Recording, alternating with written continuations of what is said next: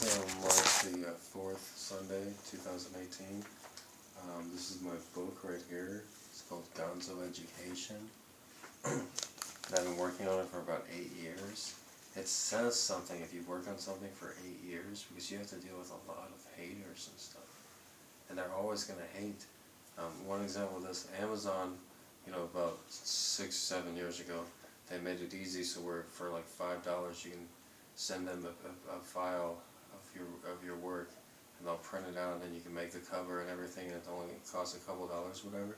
And what it does is it helps people, helps writers like that have the wherewithal. This is an example where when somebody that has the strong work ethic just outworks it. If you can work hard, then a lot of times it will move you ahead in life. And they say life isn't fair and stuff, but this is an example of when hard work is about to be paid off here. With me, my life, and my book. Okay? Like I started working on it 8 years ago, and so Amazon makes it easy so you can print out the book. So what I did during those 8 years, me being the go-getter, the not-giver-upper, I kept on printing it out. I probably printed this out with like maybe 10, 15 different covers, like 20, 50 times, maybe probably about 50 different times I printed out this book, and like shared it with people, gave the copies to other people, and then just continue to make more edits and more edits. And just continue making edits, and you see, and it's not like it gets worse, Like, what did I go to school for? I went to school for journalism, where they teach you how to non-fiction writing. That's what my book is. It's a piece of non-fiction journalism, Gonzo journalism. That's why it's called Gonzo Education. It starts when I drop out of high school and ends when I graduate from the University of Texas. So this book, like I was saying with the Amazon, they make it easy, so of course I took advantage of that. It only cost $5 to get a book printed out, so I printed out copies and made edits and rewrite. And then like what I learned in school, the biggest thing I guess, like if I never went to school then I would have thought that I invented this or something, but it's the basic stages of writing. It's the rewrite, the revise, and the edit stage. Those are the 3 stages. Anybody that's taken any basic writing course would know that. And sometimes you turn in your work and it's crap and you have to rewrite it, the whole thing. Basically, anybody writing a book, especially a memoir about their own life, about 15-year period of their life, the first few attempts, you're going to need a rewrite and a rewrite. And you're going to have somebody else read it and then a rewrite.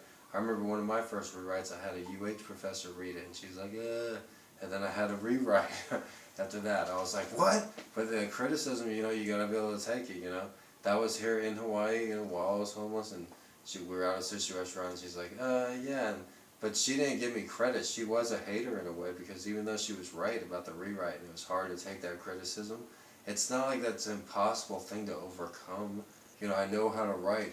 Obviously, the first round I didn't, so I rewrote the whole thing. And then once I got to the revise stage, that's a big thing. It's just like, woo, I got past the rewrite. There's no more rewriting. The story is there. What I'm going to talk about is what I'm going to talk about. And that basically came at the when I was working as a I guess that came so at one point when I was homeless or whatever, But then that revise page that came probably like when I worked at the warehouse and took the bus every day, and every day worked on this. Every day on the bus, the hour bus ride there, and like I would do the edits there on there. And then after work, I would go to the library and transfer the edits, so I'd work like 2 or 3 hours a day. Like overall, I probably spent like about 5,000 hours working on this book, a random estimate number. It could be as low as like 3,000, but between like 3 and 6,000, 5,000 hours I would say I've spent on this book over this last 8-year period. And I was originally going to talk about the haters and stuff, because like in the process of this book, I have given it out to different people, like, oh, here's my book, here. I'm a real open person, I don't lie, so I don't really have to keep track of too much what I say. But some people just like looked at it and was just like once it's in print, they think, like with their shallow minds, like, well, that's it. Once it's print, you can't change it. That's really just their insecurities and their fear of failure talking, like, oh, well, you failed. You made a mistake on page 203, so you're ruined. It's terrible, and like, no, you can rewrite and re-edit, if you have the wherewithal and the hard work and the ability, and you relinquish your ego, then yeah, you can rewrite and re-edit until you get something really good and that you're really proud of, where I'm at the stage right now. But then, like, I guess, like, maybe somebody will pull out an old copy of their ass, that an early edition that I was trying to work on. Like, no, let's see, this was not what he was working on in 2013. Yeah, it wasn't as good. Yeah, what happened? I worked on it and edited it and reread it out loud and reread it to myself and reread it to other people and kept on working at it. That's what happened. That's what happened. Like Ernest Hemingway says, well, good writing is really just good editing. Look at just about every famous book of all time. You know, Walt Whitman's Leaves of Grass. How many different editions did he come out? He changed a bunch of it. You know, you're able to do that. And like I explained with Amazon, making it extremely cheap. I still don't have like a regular book contract with Penguin or Random House. That's what the whole Amazon self-publishing thing really is. Anybody can go and send something to Amazon and have them print it out. My cats can go put their prints on pieces of paper and go meow meow meow meow meow, and then send it to Amazon, and then boom, my cats are published writers. Meow meow meow. You know, like anybody can call themselves a published writer.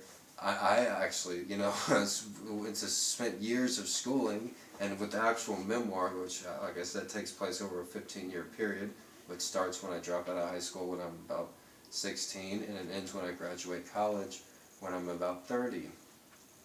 So yeah, and I actually lived all of that, so this isn't like a work of fiction, and I'm not just some guy writing a book, you know, and it's not like I graduated from some rinky-dinky school or even some low-ranked state school.